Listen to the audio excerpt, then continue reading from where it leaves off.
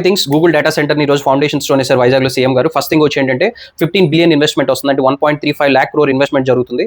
Second thing వచ్చేది 1 gigawatt capacity ఉన్న data centre, over 600 acres of land. అంటే ఈ ఇండియాలో ప్రెసెంట్ 1.3 gigawatt కెపాసిటీ ఉన్న డేటా సెంటర్స్ ఉంది. అంటే మనం వైజాగ్ సిటీలోనే ఆల్మోస్ట్ అంత కెపాసిటీతో ఒక డేటా సెంటర్ ఫామ్ చేస్తున్నాం. థర్డ్ థింగ్ ఏంటంటే జాబ్ క్రియేషన్.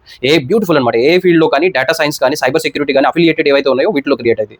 బ్యూటిఫుల్ అని ఎందుకన్నానంటే హై పేయింగ్ జాబ్స్ ఇవన్నీ. ఓకే, సాలరీస్ తక్కువ పే చేసే కాదు, వాల్యూ క్రియేషన్ ఉన్న జాబ్స్ అనమాట. అండ్ ఫోర్త్ థింగ్ ఏంటంటే అలైడ్ యాక్టివిటీస్ బాగా డెవలప్ అవుతాయి. అలైడ్ యాక్టివిటీస్ అంటే ఫర్ ఎగ్జాంపుల్ మ్యానుఫ్యాక్చరింగ్ ఇండస్ట్రీస్ కానీ ఈ డేటా సెంటర్ కావాల్సిన ఎక్విప్మెంట్ అవి సప్లై చేసేవి.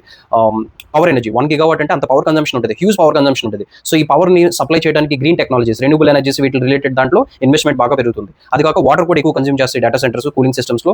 సో ఈ వాటర్ రిలేటెడ్ టెక్నాలజీ స్టార్ట్అప్స్ ఏవైతే ఉంటాయి వాటిలో కూడా ఫండింగ్ ఇన్వెస్ట్మెంట్ వస్తుందని present estimation. Okay, and fifth most important networking. Networking అంటే ఫ్యూచర్లో ఏ ఏఐ స్టార్ట్అప్ వచ్చినా ఇండియాకి అది వైజాగ్కే రావాలి. రీజన్ ఏంటంటే అక్కడ ఒక ఎకో సిస్టమ్ డెవలప్ అయింది ఆల్రెడీ, లేటెన్సీ ఇష్యూస్ ఉండవు, టాలెంట్ పూల్ కూడా అక్కడ రెడీగా అవైలబుల్ ఉంటుంది. ఈ ఫ్యాక్టర్స్ అన్ని తీసుకొని అక్కడికి వస్తాయి. వీటి వల్ల ఏమవుతుంది, మనకి లాజిస్టిక్స్ కానీ రియల్ ఎస్టేట్ కానీ ఒక హోల్ ఎకో సిస్టమ్ మారిపోతుంది అక్కడ.